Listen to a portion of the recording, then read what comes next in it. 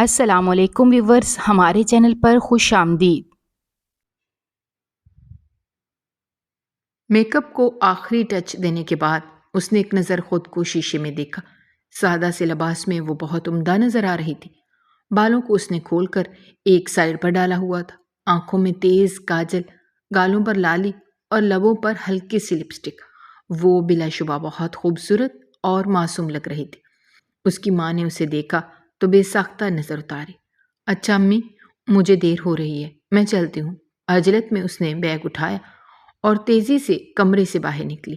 سامنے ہی اس کی دادی تخت پر براجمان تھی۔ اپنی پوتی کو دیکھ کر ان کے چہرے کے تاثرات بگڑ گئے اور وہ اسے ڈانٹتے ہوئے کہنے لگی، باپ کے انتقال کو ابھی 2 مہینے نہیں گزرے اور تمہارے پار نکل آئے ہیں۔ یہ تم کس حلیے میں گھر سے باہر نکل رہی ہو؟ کیا تم ہمارے خاندان کی روایات کو بھول گئی ہو؟ اس نے چادر طے کر کے ہاتھ میں اٹھائی ہوئی تھی۔ اس کا ارادہ تھا کہ گھر سے نکلنے سے پہلے چادر اوڑھے گی۔ ابھی وہ اسی بارے میں ہی سوچ رہی تھی کہ اس کی دادی کی پاٹدار آواز اس کے کانوں میں پڑی۔ بڑی مشکل سے اس نے اپنے غصے پر قابو پایا اور تحمل سے بولی، دادی جان، میں یہ چادر لینے ہی والی تھی۔ صرف چادر کرنے سے کیا ہوگا؟ جاؤ، جا کر اپنے آپ کو مکمل طور پر ڈھانپ کر آؤ اور اپنے چہرے کو بھی چھپاؤ۔ آج کل کا دور ٹھیک نہیں ہے۔ اب کی بار اس نے کوفت سے ایک نظر اپنی ماں پر ڈالی۔ سمیرہ بیگم نے اسے آنکھوں ہی آنکھوں میں خاموش رہنے کا اشارہ کیا اور جبکہ باہر نکل جانے کے لیے کہا۔ وہ بغیر کوئی بحث کیے تیزی سے بیرونی دروازے کی طرف بڑھ گئی۔ ابھی وہ وہاں سے نکل ہی رہی تھی کہ ماں کی آواز سن کر پلٹی۔ تمہیں میں نے کتنی بار کہا ہے کہ دادی جان سے بحث نہ بھی کیا کرو، وہ بوڑھی ہو گئی ہیں۔ کتنی غلط بات ہے کہ تم ہمیشہ ہی ان سے بدتمیزی کرتی ہو۔ ماں کی بات سن کر اس نے بے یقینی سے ان کی چہرے کی طرف دیکھا اور جھنجھلاہٹ سے کہنے لگی، اماں، کیا ہو گیا ہے؟ میں نے کب ان سے بدتمیزی کی ہے؟ میں نے نہ ہی ان سے کوئی بحث کی ہے، میں تو بس… اچھا ٹھیک ہے، اب خاموش ہو جاؤ۔ پہلے ہی تمہیں دیر ہو رہی تھی۔ تمہیں روکنے کا مقصد صرف اور صرف تمہیں یہ بتانا ہے کہ تمہاری دادی تمہیں جو کچھ بھی کہیں وہ خاموشی سے سن لیا کرو اور ان کی کسی بھی بات کا جواب نہ دیا کرو۔ امی، ان کو جواب نہ دو تب بھی انہیں غصہ آتا ہے اور اگر جواب دے دو تب بھی ان کا پارا ہائی ہو جاتا ہے۔ مجھے ان کی سمجھ بالکل بھی نہیں لگتی۔ تمہیں انہیں سمجھنے کی کوئی ضرورت نہیں ہے۔ تمہارا مقصد اس وقت صرف اور صرف اپنے مستقبل پر توجہ دینا ہے۔ آج تمہاری جاب کا انٹرویو ہے، تم اس کے بارے میں سوچو اور اپنا موڈ خراب نہ کرو۔ میں تمہارے لیے دعا کروں گی۔ چلو اب جلدی سے چلو، پہلے ہی تمہیں بہت دیر ہو گئی ہے۔ وہ اسے چھوڑنے کے لیے بس اسٹاپ تک گئی تھی۔ اسے الوداع کہنے کے بعد وہ دوبارہ سے اپنے گھر کی طرف لوٹ آئیں۔ سمیرہ بیگم سے پہلے یہ کام ان کے شوہر کیا کرتے تھے، جن کا 2 مہینے پہلے ہی انتقال ہوا تھا۔ وہ کوئی بہت بڑے خاندان سے تعلق نہیں رکھتے تھے، بلکہ ایک مڈل کلاس فیملی سے بلانگ کرتے تھے۔ وہ ایک سرکاری ملازم تھے، مگر ان کی تنخواہ اتنی تھی کہ وہ اپنی بیوی اور بیٹی کی اچھے طریقے سے پرورش کر رہے تھے۔ اس کے علاوہ ان کی ماں بھی ان کے پاس ہی رہتی تھی۔ گھر میں خوشحالی تھی، کسی قسم کی کوئی تنگی نہیں تھی۔ مگر پھر اچانک ہی قسمت کو ان کی یہ خوشیاں اچھی نہیں لگی اور اس نے پلٹا کھایا۔ وہ گھر جہاں پر ہمیشہ ہی خوشی کے سائے آتے تھے، اب وہاں پر اداسی کے سائے پھیلے ہوئے تھے۔ گھر جانے سے پہلے وہ راستے میں موجود قبرستان میں چلی گئی، جہاں پر ان کے شوہر کی قبر تھی۔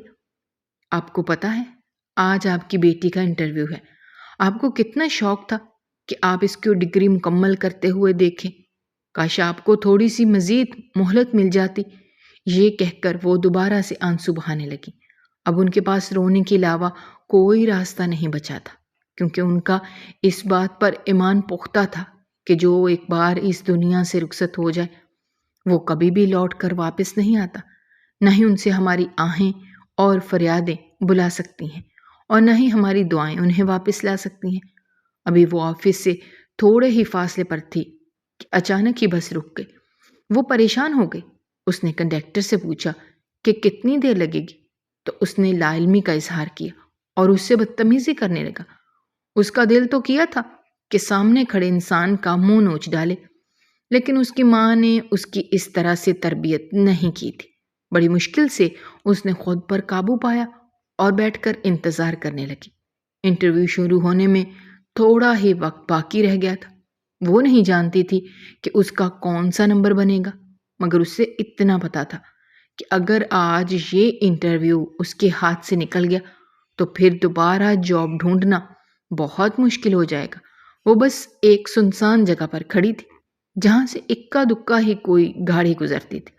نہ جانے اس کے دل میں کیا آیا، وہ جلدی سے بس سے نیچے اتری اور سڑک پر کھڑی ہو کر گاڑی کا انتظار کرنے لگی۔ وہاں پر کھڑے اسے تھوڑی ہی دیر گزری تھی جب اسے ایک کالی کرولا آتی ہوئی دکھائی دی۔ اس کے لبوں پر مسکراہٹ پھیل گئی۔ وہ کچھ بھی سوچے سمجھے بغیر تیزی سے سڑک کے درمیان جا کر کھڑی ہو گئی۔ ولی جو کہ اپنے دھیان میں گاڑی چلا رہا تھا، جب اس نے سڑک کے درمیان ایک انجان لڑکی کو کھڑے دیکھا تو اس کے ماتھے پر بل پڑ گئے۔ اگر وہ وقت پر بریک نہ لگاتا تو اس عورت کی ضرور آج اس فانی دنیا سے پرواز کر جاتی۔ غصے سے وہ نیچے اترا اور چلتا ہوا اس کے پاس گیا۔ اس کی آنکھوں میں دیکھتے ہوئے بولا، یہ کیا بدتمیزی ہے؟ یہ کون سا طریقہ ہے؟ اگر تمہیں مرنے کا اتنا شوق ہے تو کسی کھائی میں جا کر مر جاؤ۔ یوں میری گاڑی کے سامنے آ کر مجھے جیل میں کیوں بھیجنا چاہتی ہو؟ وہ انسان کافی تپا ہوا معلوم ہو رہا تھا۔ منہا جانتی تھی کہ اس کی غلطی ہے، اسی وجہ سے خاموش تھی، کچھ بھی نہیں کہہ رہی تھی۔ اس نے اپنے چہرے پر معصومیت سجا لی اور میٹھے لہجے میں کہنے لگی، دراصل مجھے اس وقت آپ کی بہت ضرورت ہے۔ آپ کو نہیں پتا میں کتنی دیر سے آپ کا انتظار کر رہی ہوں۔ اب کی بار حیران ہونے کی باری ولی کی تھی۔ وہ سوچ میں پڑ گیا کہ آخر اس نے اس لڑکی کو کہاں پر دیکھا ہوا ہے، مگر لاکھ سوچنے کے باوجود بھی اسے کچھ یاد نہیں آ رہا تھا۔ جھنجھلاتے ہوئے وہ کہنے لگا، تم کون ہو اور مجھے کب سے جانتی ہو؟ میرا انتظار کرنے کا کیا مقصد ہے؟ ارے یہ ساری باتیں میں آپ کو بعد میں بتاؤں گی، پہلے جلدی سے چلیں، مجھے بہت دیر ہو رہی ہے۔ یہ کہہ کر وہ تیزی سے اس کی گاڑی کی طرف بڑھ گئی۔ ولی کا منہ حیرت سے کھلے کا کھلا رہ گیا۔ وہ بھی سڑک کے درمیان ہی کھڑا تھا جبکہ وہ اس کی گاڑی میں جا کر بیٹھ چکی تھی۔ منہا کی اس حرکت زندگی میں پہلی بار کر رہی تھی۔ آج سے پہلے اس نے کسی سے بھی اس طرح کی شرارت نہیں کی تھی۔ اسے خوشی بھی ہو رہی تھی اور ڈر بھی لگ رہا تھا کہ کہیں ایسا نہ ہو کہ یہ انسان واقعی اسے گھسیٹتے ہوئے باہر نکال دے، مگر ایسا نہیں ہوا۔ ولی ایک اچھا اور سلجھا ہوا انسان ثابت ہوا تھا۔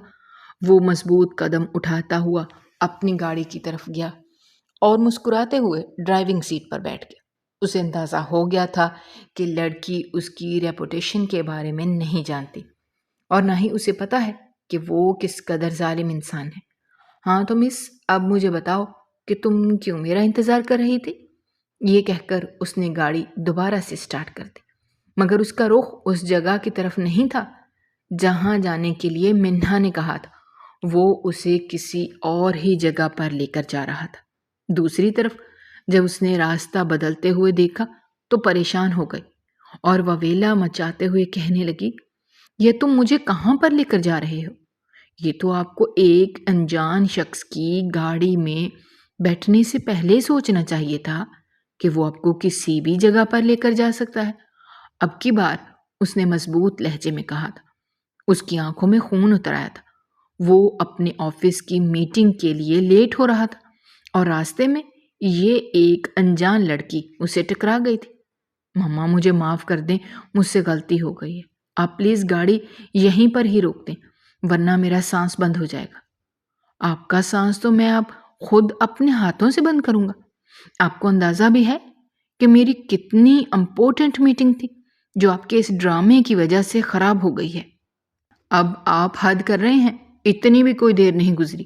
اگر آپ چاہیں تو ابھی بھی اپنے آفس جا سکتے ہیں۔ میں آپ سے وعدہ کرتی ہوں دوبارہ کبھی بھی اس طرح کی حرکت نہیں کروں گی۔ اب تو میں کبھی آپ کے سامنے بھی نہیں آؤں گی۔ وہ رونے والی ہو گئی تھی، اس کی آنکھوں میں آنسو آ گئے تھے۔ ولی نے صرف اور صرف ایک بار غور سے اس کی آنکھوں میں دیکھا اور وہیں پر اس کا دل ڈوب گیا۔ نہ جانے اس لڑکی میں ایسی کون سی خاص بات تھی جو نہ چاہتے ہوئے بھی وہ نرم لہجے میں بات کر رہا تھا۔ اگر اس کی جگہ کوئی اور لڑکی ہوتی تو وہ اس کو اچھا خاصا سبق سکھا چکا ہوتا، مگر اس لڑکی کو وہ چاہ کر بھی کچھ نہیں کہہ پا رہا تھا۔ اسے اپنے اوپر بھی غصہ آ رہا تھا۔ اس نے گاڑی دوبارہ سے موڑی اور منہا کی طرف سوالیہ نظروں سے دیکھتے ہوئے بولا، تم مجھے بتاؤ کہ تم نے کہاں پر جانا ہے؟ مجھے ڈی سائفر جانا ہے۔ آج اس کمپنی میں میرا انٹرویو ہے۔ میرا وہاں پر جلدی پہنچنا بہت ضروری ہے۔ اگر مجھے جاب نہ ملی تو میں اپنے خواب پورے نہیں کر پاؤں گی۔ مجھ پر گھر کی بھی بہت ساری ذمہ داریاں ہیں جنہیں میں نے پورا کرنا ہے۔ جن کو ذمہ داریوں کا خیال ہوتا ہے وہ وقت کی پابندی کرتے ہیں اور اپنے کام کے ساتھ مخلص بھی ہوتے ہیں۔ تمہاری طرح یوں دیر سے گھر سے نہیں نکلتے۔ راستے میں کوئی بھی حادثہ پیش ہو سکتا ہے۔ اگر وہ انٹرویو تمہارے لیے اتنا ہی ضروری تھا تو تمہیں ٹائم سے کچھ دیر پہلے گھر سے نکلنا چاہیے تھا۔ جی ٹھیک ہے، میں آئندہ اس چیز کا خیال رکھوں گی، اور پلیز مجھے جلدی سے وہاں پر پہنچا دیں۔ وہ شکر ادا کر رہی تھی کہ اس شخص نے اپنا ارادہ تبدیل کر لیا ہے۔ وہ یہ بھی بات جان چکی تھی کہ ولی نے صرف اور صرف اسے ڈرانے کے لیے یہ حرکت کی تھی تاکہ وہ اسے خبردار کر سکے کہ یوں کسی کی بھی گاڑی میں سوار نہیں ہوا کرتے۔ اس نے بھی دل ہی دل میں خود سے عہد کیا تھا کہ اب مر جائے گی لیکن دوبارہ کبھی بھی اس طرح کی حرکت نہیں کرے گی۔ جیسے ہی گاڑی کمپنی کے سامنے رکی، ایک لمحے کی دیری کیے بغیر وہ بھاگتی ہوئی اندر گئی۔ اسے اچھی خاصی دیر ہو گئی تھی۔ جب اس نے سیکرٹری کو جا کر اپنا نام بتایا تو وہ معذرت کرتے ہوئے کہنے لگی، میڈم صاحبہ معاف کیجیے گا، ابھی آپ کا وقت نکل گیا ہے۔ آپ کو سر نے بلایا تھا لیکن آپ یہاں پر موجود نہیں تھی۔ آپ کی جگہ کوئی اور لڑکی انٹرویو دینے کے لیے چلی گئی ہے۔ اب آپ کی یہاں پر کوئی گنجائش نہیں ہے۔ سیکرٹری کی بات سن کر وہ بے چین ہو گئی اور تیزی سے کہنے لگی، ایسا کیسے ہو سکتا ہے؟ ابھی ویسے بھی سب کے انٹرویوز چل رہے ہیں۔ انہیں کہہ دیجیے کہ میرا انٹرویو سب سے لاسٹ پر لے لیں۔ ایک مجبوری ہو گئی تھی جس کی وجہ سے میں لیٹ ہو گئی۔ میری اس میں کوئی غلطی نہیں ہے۔ وہ روحان سی ہو گئی۔ سیکرٹری نے کوفت سے اس کی طرف دیکھا اور ڈانٹتے ہوئے کہا، دیکھیں یہ ہماری کمپنی کا اصول ہے۔ یہاں پر سب سے پہلے وقت کی پابندی کی جاتی ہے، اور جو لوگ وقت کی قدر نہیں کرتے ان کی یہاں پر کوئی جگہ نہیں ہے۔ آپ کی لاپرواہی دیکھ کر سر کو اندازہ ہو ہی گیا ہوگا کہ آپ بالکل بھی سیریس نہیں ہیں۔ اس سے پہلے کہ وہ مزید کچھ کہتی، منہا کا دماغ گھوم گیا اور وہ غصے سے چلاتے ہوئے کہنے لگی، آپ کیسے اندازہ لگا سکتے ہیں کہ میں لاپرواہ ہوں، جبکہ آپ یہ بھی نہیں جانتی کہ میرے ساتھ کون سا حادثہ پیش آ گیا تھا۔ جس بس میں آ رہی تھی وہ بس راستے میں خراب ہو گئی۔ میں نے ایک آدمی سے لفٹ لی لیکن وہاں بھی ایک مسئلہ بن گیا جس کی وجہ سے میں تھوڑی لیٹ یہاں پر پہنچی ہوں، اور میں نہیں سمجھتی کہ یہ کوئی بہت بڑی پرابلم ہے۔ آپ صرف ایک بار سر سے بات کریں یا پھر مجھے بات کرنے دیں، میں خود ہی انہیں اپنی مجبوری کے بارے میں بتا دوں گی۔ سیکرٹری اس لڑکی کی پٹر پٹر چلتی زبان کو دیکھ کر دل ہی دل میں اسے گالیاں دینے لگی۔ اس کے ساتھ ہی اس نے گارڈز کو بلایا تاکہ وہ اسے وہاں سے نکال سکے، اس سے پہلے کہ گارڈز اس کے پاس آتے اور اسے پکڑ کر باہر لے کر جاتے۔ ولی کی آواز پر وہ رک گئے۔ منہا نے بھی حیرت سے گردن اٹھا کر اس شخص کو دیکھا جو اسے تھوڑی دیر پہلے ہی یہاں پر لایا تھا۔ رک جاؤ، کوئی بھی اسے ہاتھ نہ لگائے، اور تم لوگ باہر جاؤ۔ ان لوگوں کو باہر بھیجنے کے بعد وہ دوبارہ سے سامنے کھڑی اس چھوٹی سی لڑکی کی طرف متوجہ ہوا اور اس کی آنکھوں میں دیکھتے ہوئے بولا، تمہاری یہ غلطی آخری سمجھ کر معاف کر رہا ہوں، لیکن دوبارہ تم پر رحم نہیں کیا جائے گا۔ چلو اب جلدی سے وہاں جا کر بیٹھو، اگلا نمبر تمہارا ہی ہے۔ میں خود تمہارا انٹرویو لوں گا۔ مجھے بھی تو پتہ لگے کہ تم کتنے کام کی ہو اور کون کون سی مجبوری ہے تمہاری۔ یہ کہہ کر وہ تیزی سے اندر کی طرف بڑھ گیا جہاں پر اس کا بڑا بھائی پہلے سے ہی موجود تھا۔ اس کے لبوں پر مسکراہٹ پھیلی ہوئی تھی جسے وہ چھپانے کی کوشش بھی نہیں کر رہا تھا۔ اس لڑکی کے ساتھ وقت گزارے اسے بہت اچھا محسوس ہو رہا تھا۔ جب وہ اندر داخل ہوا تو اسے دیکھ کر بازل کو خوشگوار حیرت ہوئی۔ وہ اپنی جگہ پر اٹھ کر کھڑا ہوا اور چھوٹے بھائی کو دیکھتے ہوئے کہنے لگا، ارے آج تو دن کے وقت ہی چاند نکل آیا، تم یہاں پر کیسے آئے؟ خیریت تو ہے؟ تمہیں پیسوں کی ضرورت تو نہیں ہے؟ اس کی بات سن کر ولی تیزی سے نفی میں سر ہلانے لگا اور اسے کہنے لگا، بھائی آپ کو کیا لگتا ہے کہ میں یہاں صرف اور صرف آپ سے پیسے مانگنے کے لیے آتا ہوں؟ ایسی کوئی بات نہیں ہے۔ آج میرا دل کر رہا تھا میں آپ کے ساتھ وقت گزاروں۔ تھوڑی دیر پہلے ہی سیکرٹری نے مجھے بتایا کہ آپ لوگوں کے انٹرویو لے رہے ہیں، تو میں نے سوچا میں بھی آپ کے ساتھ شامل ہو جاتا ہوں۔ ویسے بھی بابا جان ہمیشہ مجھے ڈانٹتے رہتے ہیں کہ میں آپ کا کام میں ہاتھ نہیں بٹاتا، پورا دن آپ آفس میں اکیلے ہی لگے رہتے ہیں۔ چلیں آج بابا جان بھی تھوڑا سا خوش ہو جائیں گے۔ ولی کی بات سن کر بڑی مشکل سے بازل نے اپنے غصے پر کنٹرول کیا تھا۔ وہ نہیں چاہتا تھا کہ ولی اس کمپنی میں آئے، بلکہ وہ تو اسے ہمیشہ ہمیشہ کے لیے یہاں سے بے دخل کرنا چاہتا تھا۔ اس کی خواہش تھی کہ ساری جائیداد پر صرف اور صرف اسی کا قبضہ ہو۔ یہی وجہ تھی کہ اس نے کبھی بھی اپنے چھوٹے بھائی کو یہ کام کرنے کے لیے مجبور نہیں کیا تھا، حالانکہ اس کے بابا اسے ہدایت کرتے تھے کہ وہ چھوٹے بھائی کو اپنے ساتھ ساتھ رکھے اور کام کے بارے میں بھی سمجھاتا رہے، مگر وہ ایسا نہیں چاہتا تھا۔ وہ ولی کی ذہانت سے بہت اچھے طریقے سے واقف تھا۔ ولی کا شمار ایسے لوگوں میں ہوتا تھا جو تھوڑے ہی وقت میں بہت جلد اور بہترین کام سیکھ جاتے تھے۔ اسے خوف تھا کہ کہیں ایسا نہ ہو کہ ولی اپنی ذہانت کی وجہ سے بہت جلد ہی ایک بہت بڑی کامیابی حاصل کر لے، پھر تو اس کا پتہ ہی کٹ جاتا۔ ارے تمہیں اس کی ضرورت نہیں ہے، یہ تو بہت ہی بورنگ کام ہے، تم جاؤ گھر میں جا کر آرام کرو، بلکہ تم تو مجھے کہہ رہے تھے کہ تم نے اپنے دوستوں کے ساتھ گھومنے کے لیے ناران کا گان جانا ہے۔ اس کے ساتھ ہی اس نے چیک بک نکالی اور موٹی رقم لکھ کر بھائی کے حوالے کرتے ہوئے کہا، جاؤ وہاں پر جا کر اپنے دوستوں کے ساتھ عیاشی کرو، اور کسی بھی چیز کی ضرورت ہو تو مجھے ضرور بتا دینا۔ ارے بھائی آپ تو مجھے ہر وقت ہی یہاں سے بگانے پر تلے رہتے ہیں۔ ہمارا جانے کا پلان کینسل ہو گیا ہے اور یہ چیک بھی سنبھال کر رکھی، ورنہ بابا آپ سے دوبارہ اس بارے میں سوال کریں گے۔ ابھی تھوڑی دیر پہلے ہی یہاں پر ایک لڑکی آئی تھی جو بہت واویلا مچا رہی تھی۔ یقیناً آپ نے پہلے ہی اس کا نام طلب کر لیا تھا، لیکن وہ اس وقت یہاں پر موجود نہیں تھی۔ ابھی میں نے اس کو اندر آنے کی اجازت دے دی ہے۔ دراصل وہ میرے ایک دوست کی بہن ہے اور بہت غریب ہے، اسے کام کی ضرورت ہے، آپ بھی ذرا ہاتھ ہلکا رکھیے گا۔ وہ نہیں جانتا تھا کہ اس نے منہا کے بارے میں جھوٹ کیوں بولا، مگر اسے یہ فائدہ ہو گیا کہ بازل نے اس لڑکی کو کمرے میں طلب کر لیا تھا۔ وہ ہچکچاتی ہوئی آفس کے اندر داخل ہوئی۔ سامنے ہی دو ہینڈسم نوجوان بیٹھے ہوئے تھے، دونوں ہی ایک بہت بڑے خاندان سے تعلق رکھتے تھے اور ایک وجیہہ پرسنالٹی کے مالک تھے۔ ولی کو دیکھ کر وہ دانت کچکچانے لگی، مگر اپنے منہ سے کچھ بھی ادا نہیں کر سکی تھی۔ جانتی تھی کہ یہیں پر اس کا کام تمام کر دیا جائے گا۔ سامنے بیٹھا نوجوان اسے چھوٹے چھوٹے سوال کر رہا تھا، وہ جان بوجھ کر اسے تنگ کر رہا تھا۔ چھوٹے بھائی کی حرکتیں دیکھ کر بازل کو اندازہ ہو گیا تھا کہ وہ اس لڑکی کی ذات میں دلچسپی لینے لگا ہے۔ سامنے بیٹھی لڑکی تھی بھی اس قابل کہ اس میں دلچسپی لی جائے۔ بلا شبہ وہ بہت خوبصورت تھی اور چاند کا ٹکڑا معلوم ہوتی تھی۔ اسی وقت ہی بازل کے دل میں چور آ گیا۔ اس نے وہ کام کرنے کا فیصلہ کیا جو وہ ہمیشہ سے کرتا آ رہا تھا۔ تب تو وہ کچھ بھی نہیں بولا اور اپنے بھائی کی وجہ سے لحاظ کر گیا۔ وہ سوچ رہا تھا کہ ایک اچھے وقت کا انتظار کرے گا، جیسے ہی وہ وقت قریب آئے گا وہ فوراً ہی اس لڑکی کو حاصل کر لے گا۔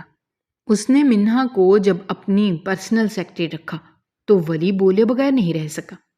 وہ کہنے لگا، آپ کے پاس تو پہلے سے ہی ایک سیکرٹری موجود ہے، پھر اس کی کیا ضرورت ہے؟ آپ اسے آفس میں کوئی کام دے دیجیے، ویسے بھی یہ کافی ذہین ہے اور اپنے کام سے بھی اسے کافی حد تک دلچسپی ہے۔ میرے پیارے بھائی، اس آفس کو میں سنبھالتا ہوں اور مجھے اچھی طرح سے پتا ہے کہ کس کی جگہ کہاں پر بنتی ہے۔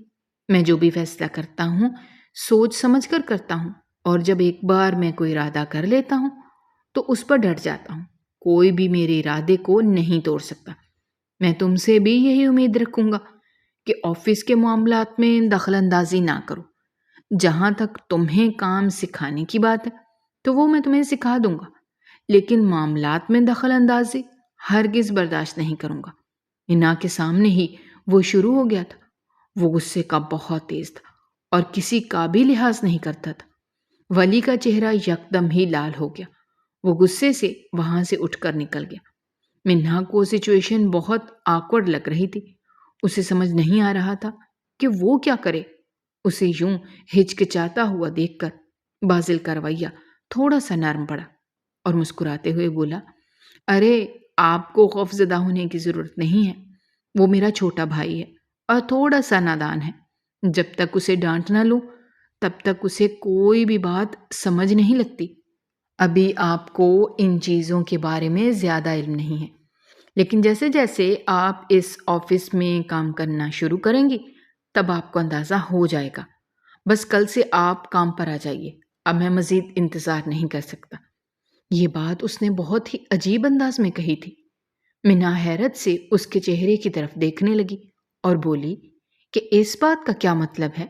بازل نے تیزی سے نفی میں سر ہلایا اور بولا کہ کچھ بھی نہیں، فی الحال آپ کے لیے اسے سمجھنا ضروری نہیں ہے۔ جب وقت آئے گا تب آپ کو اندازہ ہو ہی جائے گا۔ اس کا لہجہ اور بات کرنے کا انداز دونوں ہی تبدیل ہو گئے تھے۔ جب تک اس کا بھائی اس کے ساتھ بیٹھا ہوا تھا تب تک وہ بہت ہی معزز انداز میں بات کر رہا تھا، لیکن اب وہ ایک فلرٹی معلوم ہو رہا تھا۔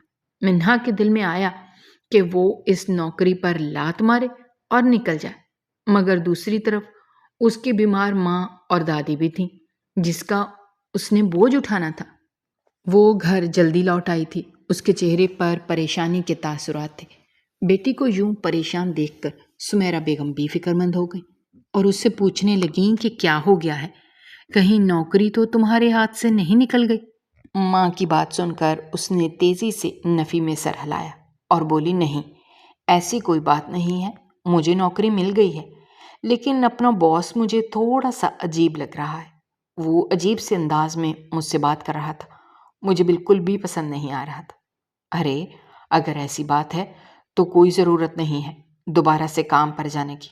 ماں کی بات سن کر اس نے زور و شور سے نفی میں سر ہلایا۔ وہ بھی یہی سوچ رہی تھی، لیکن اپنے ارادے پر زیادہ دیر تک قائم نہیں رہ سکی۔ شام کا وقت تھا۔ وہ لوگ صحن میں بیٹھے ہوئے تھے جب مکان کا مالک وہاں پر چلا آیا اور کرایہ طلب کرنے لگا۔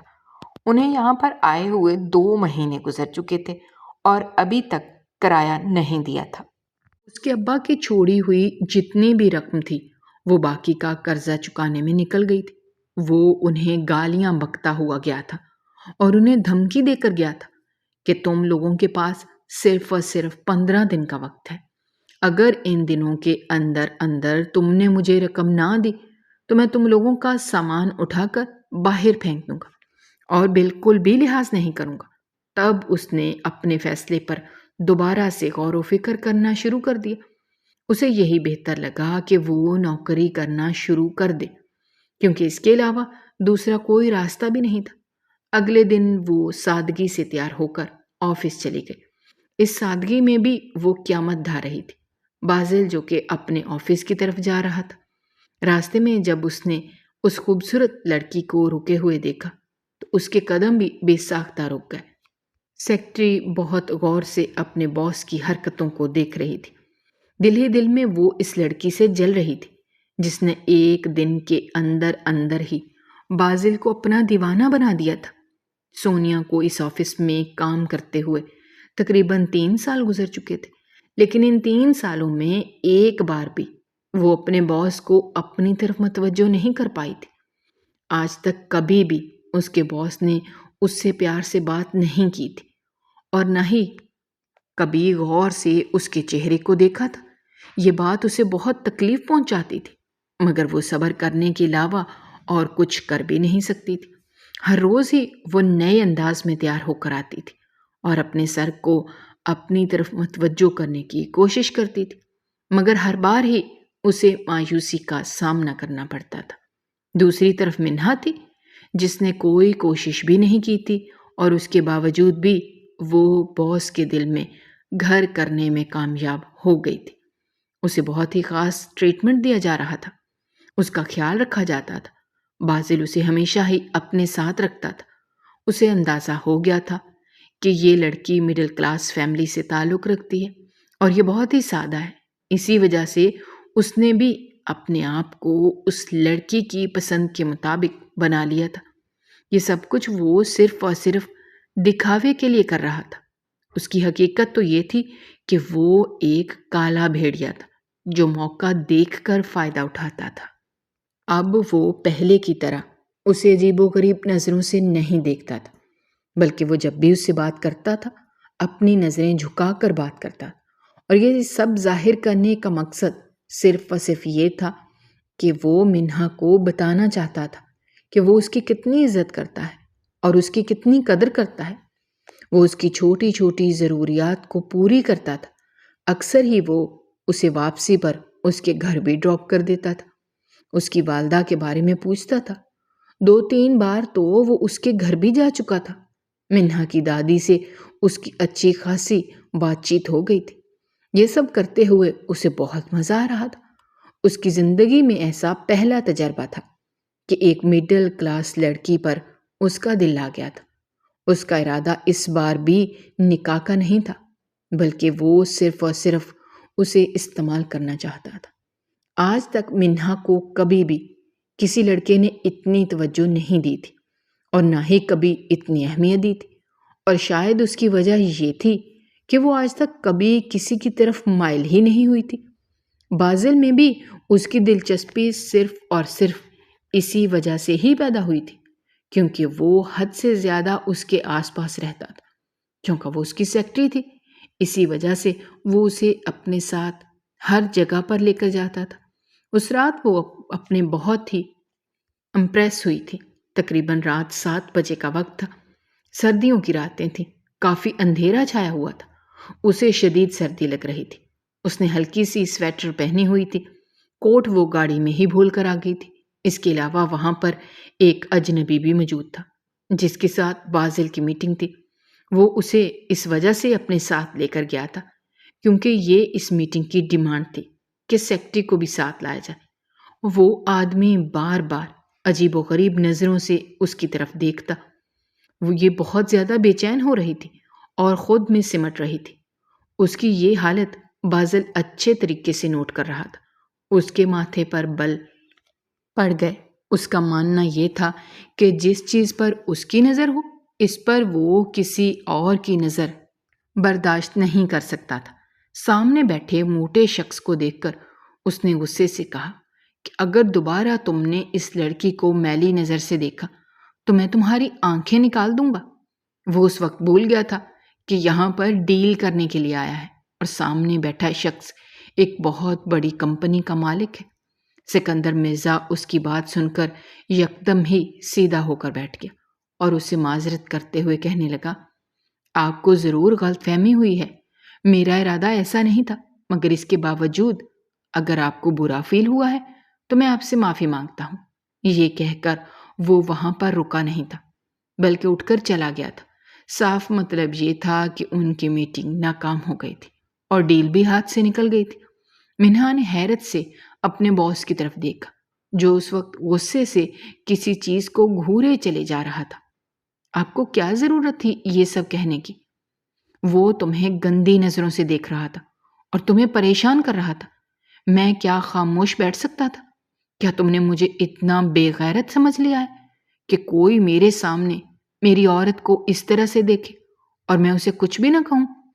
وہ حلق کے بل چلایا جبکہ منہا اندر تک کانپ گئی اور اس کا ذہن صرف اور صرف ایک بات پر اٹک گیا تھا کہ ساتھ بیٹھے ہوئے شخص نے اسے میری عورت کہہ کر مخاطب کیا تھا۔ اس کے دل میں گدگدی ہونے لگی۔ یکدم ہی اسے بہت زیادہ خوشی محسوس ہونے لگی۔ وہ واپسی کے لیے جا رہے تھے جب اس نے اپنا کوٹ اتارا اور منہا کے کندھوں پر ڈال دیا۔ بغیر پوچھے اس نے ساتھ چلنے والی لڑکی کا ہاتھ مضبوطی سے پکڑا اور اس کے کانوں میں سرگوشی کرتے ہوئے کہنے لگا، اگر تمہیں برا نہ لگے تو کیا ہم تھوڑی دیر کے لیے یہاں پر واک کر سکتے ہیں؟ مجھے تم سے کچھ ضروری باتیں کرنی ہیں۔ نہ چاہتے ہوئے بھی اس معصوم سی لڑکی نے تیزی سے ہاں میں سر ہلا دیا۔ یہ اس کے لیے پہلا اور انوکھا تجربہ تھا۔ آج سے پہلے کوئی بھی مرد اس کی زندگی میں شامل نہیں ہوا تھا۔ اسے نہیں پتا تھا کہ یہ مرد ذات کس طرح کی فطرت کی مالک ہیں، اور نہ ہی وہ ان کی چالاکیوں کو سمجھتی تھی۔ اس وقت صرف اور صرف اسے یہی پتا تھا کہ قریب کھڑا شخص اس کی ذات میں دلچسپی لینے لگا ہے اور اس کی حفاظت کے لیے کسی بھی حد سے گزرنے کے لیے تیار ہو گیا ہے، اور ہر لڑکی کو ایک ایسا ہی مرد چاہیے ہوتا ہے جو اس کی حفاظت کر سکے، اس کا سہارا بن سکے، اس کے ساتھ مخلص ہو۔ منہا کو لگ رہا تھا کہ قسمت اس پر مہربان ہو گئی ہے اور اس کا ہم سفر اس کی زندگی میں چلا آیا ہے، مگر وہ نہیں جانتی تھی کہ کچھ چیزیں سراب ہوتی ہیں، حقیقت میں ان کا کوئی بھی وجود نہیں ہوتا۔ اسی طرح سے کچھ تعلق بھی بے معنی ہوتے ہیں۔ اس رات بازل نے اس کے سامنے اپنی محبت کا اعتراف کیا تھا۔ وہ بھی اس کی محبت میں گرفتار ہو گئی تھی۔ دن رات اب وہ اسی کو ہی سوچتی رہتی تھی۔ جب وہ آفس جاتی تھی تو اسے دیکھ کر نظریں چرا لیتی تھی اور شرمانا شروع کر دیتی تھی۔ ولی جو کہ پچھلے کچھ دنوں اپنی یونیورسٹی کی وجہ سے خود مصروف تھا، اب اس نے دوبارہ سے آفس جانا شروع کر دیا تھا۔ وہ وہاں پر صرف اور صرف اس نادان لڑکی کو دیکھنے کے لیے جاتا تھا جس نے بیچ سڑک میں کھڑے ہو کر اس کی گاڑی روکی تھی۔ جب بھی اسے یہ واقعہ یاد آتا تھا اس کے لبوں پر ہنسی پھیل جاتی تھی۔ چاہ کر بھی وہ اس لڑکی کو اپنے ذہن سے نکال نہیں پا رہا تھا، لیکن یہاں پر چند چکر لگانے کے بعد ہی اسے اندازہ ہو گیا تھا کہ کچھ غلط ہو رہا ہے۔ اپنے بھائی کی فطرت کو وہ بہت اچھے طریقے سے سمجھتا تھا۔ وہ جانتا تھا کہ جس لڑکی پر اس کے بھائی کا دل آتا ہے اس لڑکی کی عزت محفوظ نہیں رہتی۔ کئی بار تو اس نے لڑکیوں کو بچانے کی کوشش بھی کی، لیکن وہ بھی ایک نمبر کی بے وقوف تھی۔ وہ یہ سمجھتی تھیں کہ دونوں بھائی ایک دوسرے سے جلتے ہیں، اسی وجہ سے چھوٹا بھائی بڑے کے خلاف چلا جاتا ہے۔ وہ ولی کی بات نہیں مانتی تھی اور آخر میں اپنا ہی نقصان اٹھاتے ہوئے، مگر اس بار وہ منہا کے بارے میں اس طرح کا رسک نہیں لے سکتا تھا۔ سب سے پہلے اس نے اپنے بھائی سے بات کرنے کا فیصلہ کیا تو بازل نے مسکراتے ہوئے کہا، میں نے اسے اپنی طرف مائل نہیں کیا، بلکہ وہ خود بخود ہی میری طرف مائل ہو گئی ہے۔ وہ اتنی عقل مند اور سمجھدار ضرور ہے کہ صحیح اور غلط میں فرق کر سکے۔ تمہیں اس کا باپ بننے کی ضرورت نہیں ہے، بہتر یہی ہے کہ تم اپنے کام سے کام رکھو۔ پہلے بھی مجھے تمہارے بارے میں کافی شکایت مل چکی ہیں، تو میری پچھلی گرل فرینڈ کو بھی میرے خلاف بھڑکا چکے ہو، لیکن اس کا کوئی بھی فائدہ نہیں ہوا۔ اس بار بھی اپنی ناکام کوشش سے پرہیز ہی کرنا۔ بھائی کی بات سن کر وہ غصے سے چلانے لگا اور کہنے لگا کہ میں آپ کو کبھی بھی اس کام کی اجازت نہیں دوں گا۔ بازل نے اس کی آنکھوں میں دیکھتے ہوئے کہا، آج تک میں نے کبھی کسی سے اجازت طلب نہیں کی اور نہ ہی مجھے اجازت لینے کی ضرورت ہے۔ جہاں تک اس لڑکی کا سوال ہے تو میں صرف اور صرف اس کی مجبوری کا فائدہ اٹھاؤں گا۔ محبت تو مجھے اس سے نہیں ہے اور نہ ہی کبھی ہو سکتی ہے۔ اپنی زندگی میں اپنا ہمسفر مجھے اپنے جیسا ہی چاہیے۔ بھائی کی بات سن کر وہ کھلکھلا کر ہنسا اور بولا، فکر مت کریں، آپ کو آپ جیسا ہی ملے گا جو 10 جگہ پر منہ مار چکا ہوگا۔ یہ کہہ کر وہ وہاں پر رکا نہیں بلکہ تیزی سے نکل گیا تھا۔ بازل کافی دنوں سے منہا کو اپنے فلیٹ پر بلا رہا تھا، لیکن وہ بار بار انکار کر رہی تھی۔ اب اسے بھی غصہ آ گیا تھا۔ اسے پتا چل گیا تھا کہ اس لڑکی کو کیسے خریدنا ہے۔ اس نے اسے آفس میں بٹھایا اور نوٹوں کی گڈے اس کے سامنے پھینکتے ہوئے کہنے لگا، میرے ساتھ ایک رات گزارو، تمہیں اس سے بھی دگنی رقم دوں گا۔ یہ دیکھ کر وہ بے یقین ہو کر اسے کہنے لگی کہ آپ تو مجھ سے محبت کرتے تھے، تو میں ابھی بھی تم سے محبت کرتا ہوں، مگر مجھے محبت تمہارے وجود سے ہے اور اس کے لیے میں تم سے شادی تو نہیں کر سکتا، مجھے کوئی دوسرا ہی راستہ نکالنا پڑے گا۔ یہ بات سن کر اس نے بہت ہی بدتمیزی سے کہی تھی۔ منہا خود پر کنٹرول نہیں رکھ پائی، بے ساختہ اس کا ہاتھ اٹھا اور سامنے کھڑے شخص کے چہرے پر نشان چھوڑ گیا۔ غصے سے وہ بے قابو ہو گیا تھا۔ اس سے پہلے کہ وہ اسے نقصان پہنچاتا، وہ تیزی سے آفس سے باہر نکلی اور زور سے ولی کے سینے سے جا ٹکرائی۔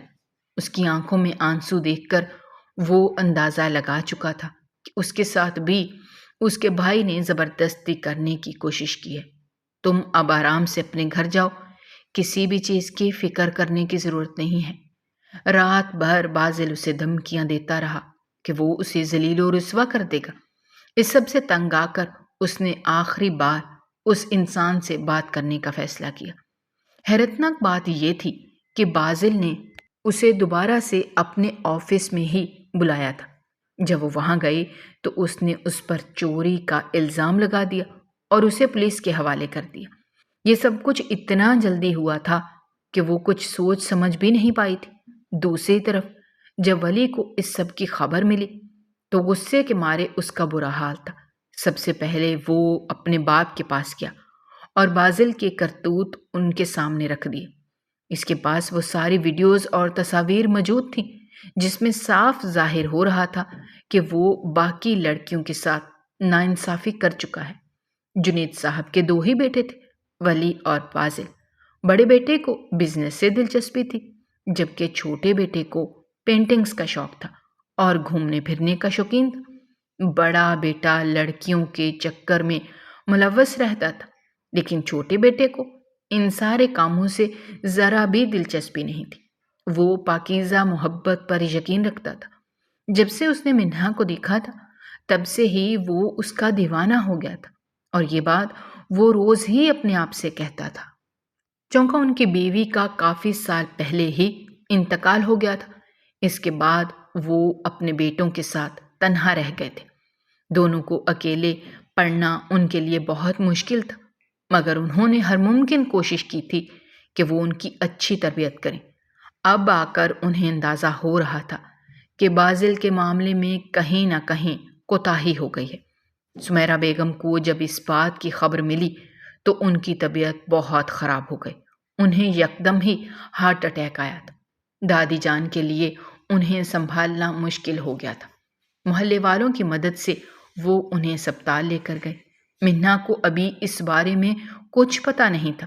وہ بہت زیادہ خوفزدہ تھی اور اپنی بے گناہی کی صفائیاں پیش کر رہی تھی، لیکن وہاں پر موجود کوئی بھی شخص اس کی بات پر یقین نہیں کر رہا تھا۔ وہ رب کے حضور سجدے میں گر گئی اور روتے ہوئے کہنے لگی، اے اللہ تعالیٰ، آپ میری حقیقت کے بارے میں جانتے ہیں۔ آپ کو پتہ ہے کہ میں بے قصور ہوں، اس سب میں میری کوئی بھی غلطی نہیں ہے۔ مجھے ذلت بھری زندگی سے باہر نکالیں۔ تڑپ تڑپ کر وہ بے حال ہو گئی تھی۔ اچانک ہی اسے اپنے نام کی پکار سنائی دی۔ اس نے گردن اٹھا کر دیکھا تو سامنے ہی ولی کھڑا تھا۔ اسے دیکھ کر وہ تیزی سے اس کی طرف بڑھی اور روتے ہوئے کہا، میں بے قصور ہوں۔ ولی نے پولیس کو دروازہ کھولنے کے لیے کہا۔ جیسے ہی اس نے دروازہ کھولا وہ تیزی سے اندر بڑھا اور منہا کو سینے سے لگا لیا اور اس کے کانوں میں سرگوشی کرتے ہوئے بولا، میں جانتا ہوں کہ اس میں تمہارا کوئی قصور نہیں ہے۔ تمہیں اپنی صفائی پیش کرنے کی ضرورت نہیں ہے۔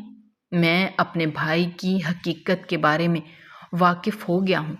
انہوں نے تمہارے ساتھ جو بھی کیا ہے انہیں اس کی سزا ملے گی اور انہیں وہ سزا میرے بابا دیں گے۔ اسے وہ اپنی حویلی لے کر گیا تھا۔ بازل نے اس کے قدموں میں گر کر اس سے معافی مانگی تھی کیونکہ اس کے باپ نے دھمکی دی تھی کہ وہ اسے جائیداد سے آگ کر دیں گے۔ اتنی عیاشی بھری زندگی وہ چھوڑنا نہیں چاہتا تھا، مگر اس حادثے کے بعد اس کی زندگی میں اچھا خاصا فرق پڑا تھا۔ اسے اس کمپنی سے بے دخل کر کے UK میں موجود کمپنی میں بھیج دیا گیا تھا۔ وہ وبیلا مچاتا رہا کہ اس کمپنی پر اس نے بہت محنت کی ہے، لیکن جنید صاحب نے اس کی ایک بھی بات نہ سنی۔ دوسری طرف منہا کو اپنی ماں کی خراب طبیعت کی بھی خبر مل گئی تھی۔ وہ ہسپتال چلی گئی، ولی بھی اس کے ساتھ ہی تھا۔ وہاں پر اس کی ماں کا علاج رکا ہوا تھا کیونکہ ابھی تک آپریشن کے پیسے اکٹھے نہیں ہو پائے تھے۔ ولی نے اس کی ماں کا علاج کروایا۔ تقریباً 1 مہینے کے بعد وہ صحت یاب ہو گئی۔ اس کے فوراً بعد ہی وہ رشتہ لے کر اس کے گھر پہنچ گیا۔ چند لمحوں کے لیے تو وہ اپنی آنکھوں پر یقین ہی نہیں کر پائے تھے۔ ایک طرف بڑا بھائی تھا جس نے اس کی زندگی برباد کرنے میں ذرا کسر نہیں چھوڑی تھی، اور دوسری طرف یہ چھوٹا بھائی تھا جو اس پر اپنی جان دینے کے لیے تیار ہو گیا تھا۔ وہ ششوپنج میں مبتلا نظر آ رہی تھی۔ ولی چھوٹے چھوٹے قدم اٹھاتا ہوا اس کے پاس گیا اور اس کا ہاتھ پکڑتے ہوئے کہنے لگا، مجھے پتا ہے کہ دوبارہ سے ایک مرد پر یقین کرنا تمہارے لیے بہت مشکل ہے، لیکن مجھ پر اعتماد رکھو، میں بالکل بھی اپنے بھائی جیسا نہیں ہوں۔ میں تمہیں کبھی بھی تکلیف نہیں پہنچاؤں گا اور نہ ہی کبھی تمہاری آنکھوں میں آنسو آنے دوں گا۔ صرف اور صرف مجھے اپنی زندگی میں شامل کر دو۔ تم نہیں جانتی کہ جس دن تم میری گاڑی کے سامنے آئی تھی، اس دن کے بعد سے تمہارا چہرہ میری نظروں کے سامنے سے ہٹا ہی نہیں۔ ایک وقت تھا جب میں پہلی نظر کی محبت پر یقین نہیں رکھتا تھا، لیکن اب مجھے اس پر پکا یقین ہو گیا ہے۔ کیا تم میرا ہاتھ تھام کر باقی یہ زندگی گزارنے کے لیے تیار ہو؟ یہ کہہ کر اس نے اپنا ہاتھ بڑھایا۔ منہا نے مسکراتے ہوئے وہ ہاتھ تھام لیا۔ اگر آپ کو ہماری کہانیاں پسند آ رہی ہیں تو ہمارے چینل کو سبسکرائب کیجیے، ویڈیوز پر کمنٹ کیجیے اور شیئر کیجیے۔ شکریہ۔